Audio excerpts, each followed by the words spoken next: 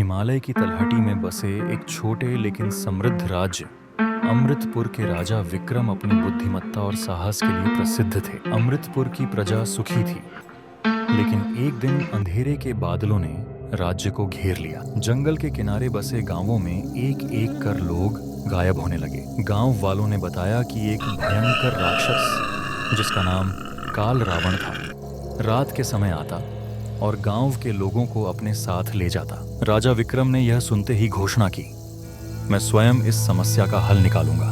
लेकिन यह काम इतना आसान नहीं था। राजा विक्रम ने अपने सैनिकों के साथ जंगल की ओर प्रस्थान किया। उन्होंने गांव के पास एक गुफा का पता लगाया, जहां से रहस्यमयी चीखें और गर्जन सुनाई देती थीं। सैनिक डर गए, लेकिन विक्रम ने साहस दिखाते हुए गुफा के अंदर कदम रखा। गुफा में चारों ओर अजीब-ओ-गरीब चित्र बने थे। इन चित्रों में काल रावण को दर्शाया गया था, जो मानवीय रूप से कहीं अधिक विशाल और डरावना था। गुफा के अंदर राजा को एक बूढ़ा साधु मिला, जिसने राजा को चेतावनी दी, यह राक्षस साधारण नहीं है। यह अपनी शक्ति एक जादुई ताबीज से प्राप्त करता है, जो उसकी गर्दन में बंधा है।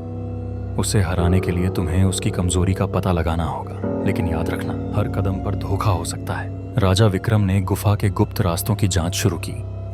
उन्होंने देखा कि गुफा में एक गुप्त दरवाजा है, जो केवल विशेष मंत्र से खुलता है। राजा ने दरवाजा खोलने की कोशिश की, तभी काल रावण की दहाड़ सुनाई दी। वह राक्षस गुफा के अंदर आ गया। काल रावण ने राजा को देखा और कहा, तुमने मेरी गुफा में कदम रखा है, अब बचकर नहीं जा पाओगे। लेकिन राजा ने घबराने के बजाय राक्षस से कहा, तुम तो इतने शक्तिशाली हो, क्या मुझ जैसे छोटे इंसान से डरते हो? राक्षस यह सुनकर हंस पड़ा, डर और मैं, ये तो मजाक है।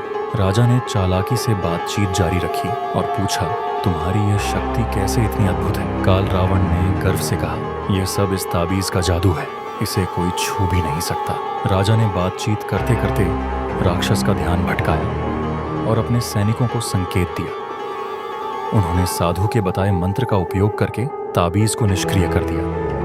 जैसे ही ताबीज निष्क्रिय हुआ, काल रावण की शक्ति घटने लगी। राक्षस कमजोर होकर जमीन पर गिर पड़ा। राजा विक्रम ने अपनी तलवार से राक्षस का अंत कर दिया। गांव के लोग राजा का धन्यवाद करने आए। साधु ने राजा से कहा, तुमने न केवल अपनी प्रजा को बचाया, बल्कि यह भी साबित किया कि सच्चा राजा वही है जो अपने लोगों के लिए हर खतरे का सामना करता है।